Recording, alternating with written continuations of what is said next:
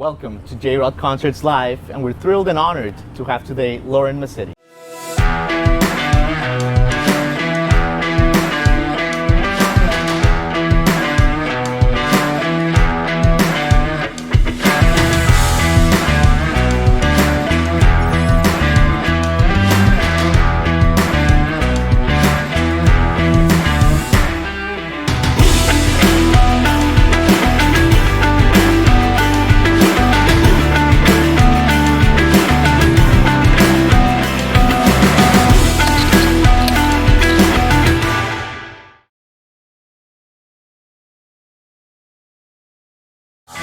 Laren Mascitti, what a pleasure to welcome you on the show in person, so in much. the flesh. I know. This is like well, you came to one of my shows here recently Yes. where I did meet you in person, but this is awesome. Absolutely. I feel like we're like best friends now. Oh my God. Well, we're thrilled and honored to have you. Thank I mean, you. where to even start?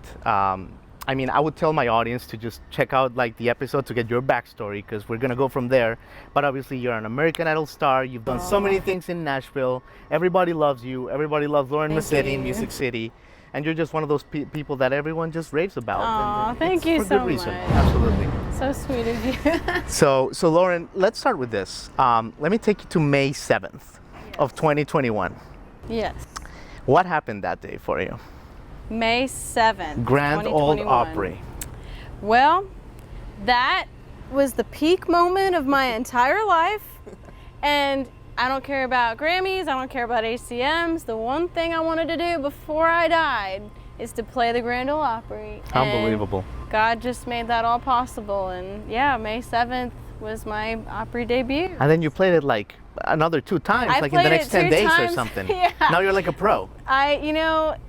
It didn't make me any less nervous every other time after that. It was just the whole the gravity of what that place is and just what it means to me personally. You Sure. know, I love traditional country music, Yeah. classic country. Like so many of my heroes called that stage their home, and so it was just like, man, I was just so honored and humbled, and yeah, I can die happy now. Sure. I'm good.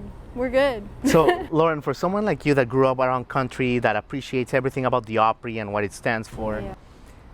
tell our audience what it is like on the day of your debut. Like from the moment you wake up, like what are you feeling? Is it confidence? Is it nerves? To like after the show, just walk us through it.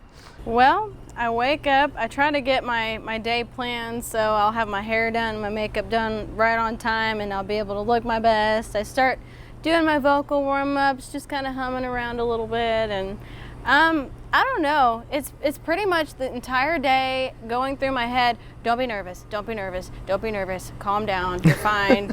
And I don't know, it's just kind of a mix of emotions, nervousness, excited, Sure. anticipation. Sure. But yeah, it's just a mix of everything. Yeah. Up until the performance and after. And then when you know? stand on the circle. It's honestly like the heavens open up and that's just it. You know? Yeah.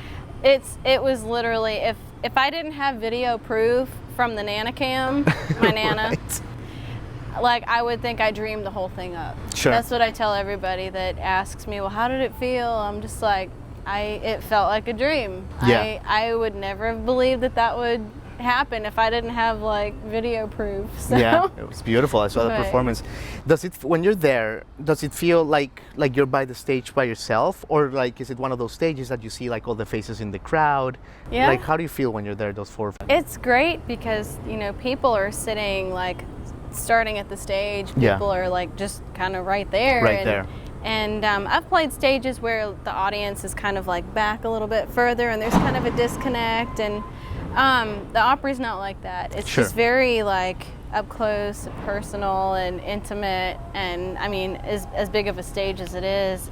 It's hard to explain, but I can see all the faces. And, That's cool. And a lot of times, you can't, but Yeah. it was perfect.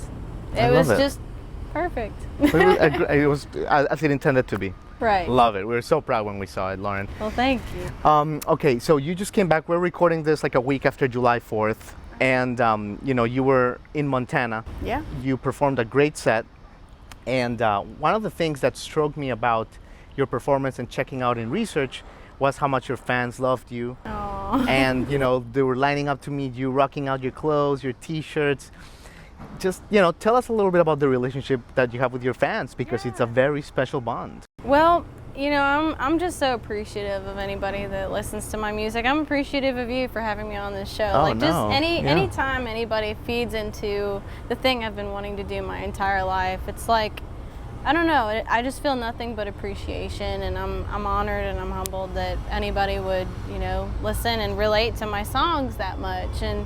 And so it's just a huge blessing. And so, yeah, July 3rd, I opened for Joe Nichols in Roundup, Montana. It was called The Ride. It's the Roundup Independence Days extravaganza.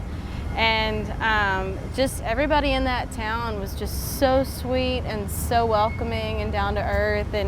And thanks to Mike Morgan, who has the radio program out there. Sure. He'd been playing my music from my record all year long, and, Sure. and was just a huge supporter, like from American Idol on. And it was just really cool how that ended up. And so by the time I got out there, a lot of people knew my music already from him playing it on their radio station. And so yeah, after the show, I just went out to my CD table and just the entire rest of the time I just took pictures with everybody, and just the kindest people.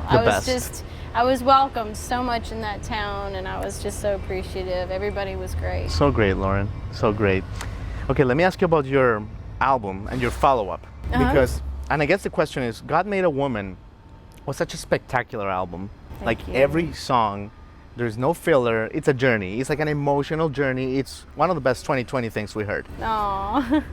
Is the follow-up, in a way, like, was it easier making that first album when kind of nobody knew who Laren Mascitti was, like before Idol? Well, or there's certainly... or is it like harder on this one that it's like, man, people know you, that you have a certain line to live up to? Yeah. You know, I feel like there's a little bit more pressure now, and like I feel like most artists, after that first record that gets a little bit of notoriety, I feel like there is a pressure to try to like improve upon what you've already done. Sure. And I guess in a way that's what I'm doing. Like, just kind of my rule for myself is like, just don't stay in a box. And I always want to improve no matter what I do in anything. But just the rule that I've always had for myself is don't put out anything I wouldn't buy myself. And like, I don't want to just create something that I think people want to hear, because you know, that wouldn't really be true to who I am. I want to put out something that I'm really passionate about, that I love, and so that's how I ended up with such a classic, traditional sounding record with God Made a Woman. And I still want to keep that classic retro vibe in this next record, but if anybody's listened to my most recent single, One Life Stand, it is a little bit different than any of my other stuff. And it is. I just got to messing around with some of these jazz chords lately, and that song kind of spawned this different vibe altogether, kind of like a Nora Jones Goes Country type thing. I love that. And you know, I love that sound, and it's still classic. Like, just I want everything I do to be timeless. I want people to be able to listen to my records 50 years from now and enjoy them the same as they did when I put it out. You know? That's cool. Like, I don't want to ever be like trendy or go with the fads. I dig that. But anyway, I want it to have the tradition and the retro vibe that my last record had. But I want to clean it up a little bit. I want to polish it up. I want to make it a little bit more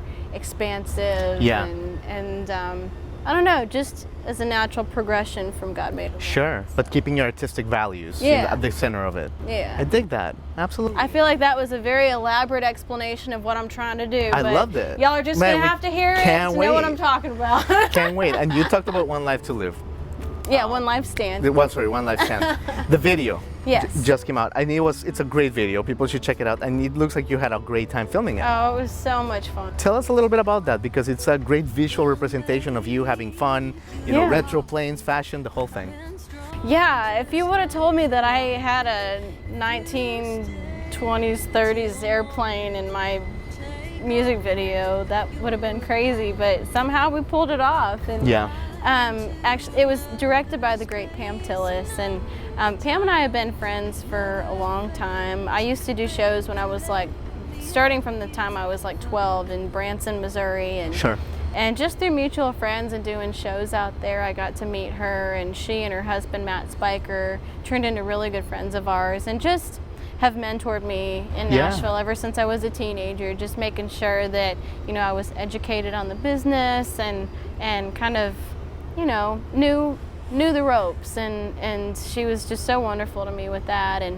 And so a little birdie told me that she was starting to direct music videos, which anybody that knows Pam knows that she's definitely her father's daughter, the great Mel Tillis, and she's so creative, and I've been blessed to have written a few songs with her as well, and I just know she's just so creatively, her mind is brilliant, and it's constantly creating, and so directing music videos is just another channel that she's using right now for that. Amazing. And I'm just like, well, Pam, I'm actually wanting to do a music video now for this single, and she hopped on board with that, and so it was kind of an experiment for both of us, and we just had so much fun with it. She loves retro, I love retro.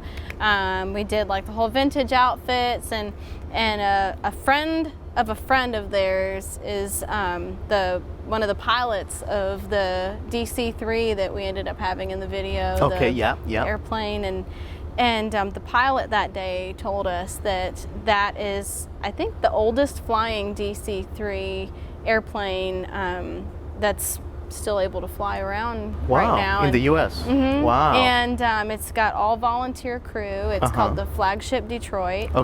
And it's a part of the Flagship Detroit Foundation, and they try to keep the legacy alive and educate on aviation, and so there's a little plug for that. But, I love it. But the pilot that day was telling us that at the time, every old Hollywood star, that airplane was the only airplane that could fly from New York to LA and back. And so any old Hollywood star you can think of has flown on that plane, and including Eleanor Roosevelt also had a seat at the back of the plane. So cool. There's a lot of history there. It's a great video. Thank you. Yeah. I'm so, and like the club scene where I'm singing in the microphone with the sequins and stuff, that bar is actually owned. It's a bar and restaurant called the Pearl Diver, owned by Pam's husband, Matt. So, there you go. So anyway, just the whole It's here in Nashville? It's here in Nashville. Cool. So it's called the Pearl Diver. Check it out. Awesome. But yeah. That's great. That's great. Laren, we saw you a couple weeks ago at the listening room, and you were at the Song Suffragettes.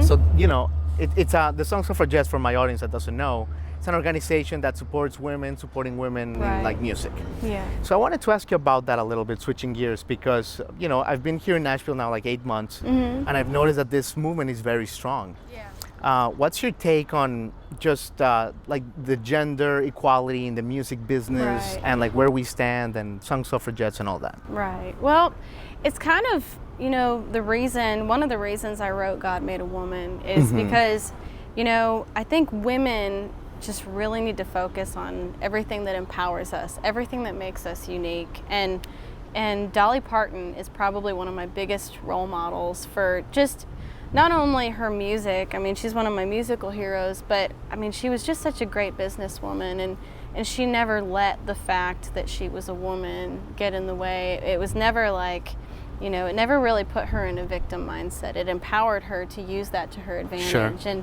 And I'm just all about, I love women supporting women, and we need each other, and I have a lot of really great girlfriends in this town that are just so talented, and I love them to death. Kennedy Fitzsimmons, Janelle Arthur, you guys. Love it. There's a couple of them, but I love it. And Song Suffragettes actually started out, there's a thing called Tomato Gate, where there was some radio announcer that said that women were the tomatoes in the radio salad, and we really, he didn't play a whole lot of us because I don't know. He didn't play a whole lot of us because he didn't think people liked us as much, and I don't know. Good backstory there. Yeah, I don't know. That was my really bad explanation of that whole thing. But yeah, Tomato Gate. Look it up. Yeah, look it up.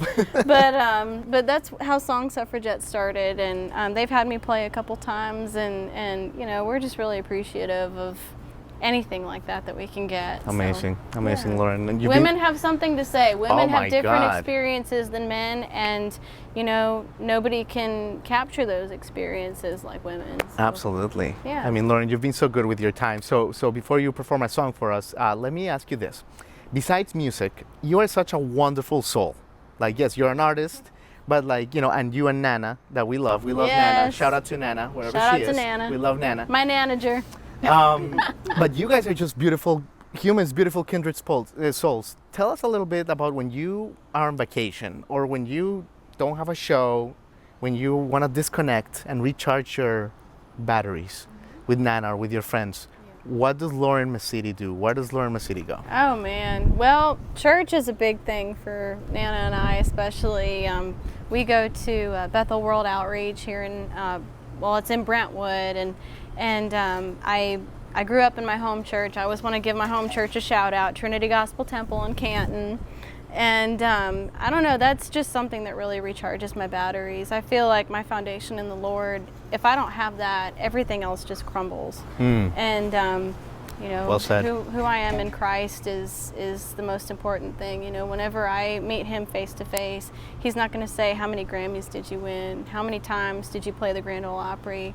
He's going to say, what did you do to bring me glory? And so in everything I do, I always want to point up to him and be like, you know, he gave me everything I have to give to the world, whether, you know, whatever that is musically, but everything I do, including my nursing career, just everything I do, I want to point up to the Lord. Right. I'm glad you brought that up. You know, we're not going to go deep into it because we went into it before, but you're a great nurse as well. Thank you. And it's one of your greatest callings. You're a wonderful, you know, you're actually saving human lives. That's your highest hustle. It was a very tough year, but you know, it was really awesome. It really gave me an identity and something to have pride in this last year. It kind of saved me, you know. Oh, that's beautiful. But, yeah.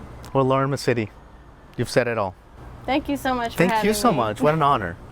All right, you're gonna take us away with a song? I am. Here? Awesome.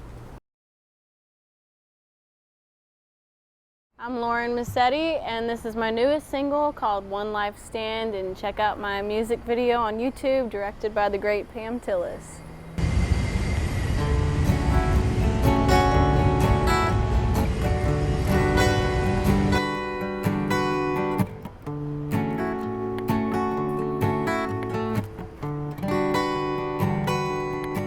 I'll make you coffee, good and strong, just like you like it. If you stay till morning, don't take off like you're a pilot. Fly into another space, another time, another face. Baby, let me help you find a place where you can land. I'll be your one life stand. You won't ever need another. Baby, take my hand and be my one and only lover. I can see our future looking bright from more than just tonight, more than just tonight. I'll be your one life stand. Ooh, baby, I'll be your one life stand. Ooh, I laugh at every joke you tell that isn't funny. I'll make your days go by as slow and sweet as honey. Don't be scared and don't be shy. There's too much here to say goodbye. All my days and nights are yours. So baby, let's make plans. I'll be your one life stand. You won't ever need another. Baby, take my hand and be my one and only lover. I can see our future looking bright for more than just tonight. More than just tonight. I'll be your one life stand. Ooh, baby, I'll be your one life stand. Ooh, I'll be your one life stand. Ooh, your one life stand.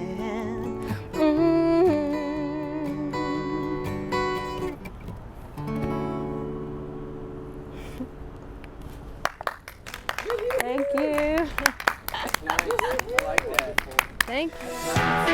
Wonderful.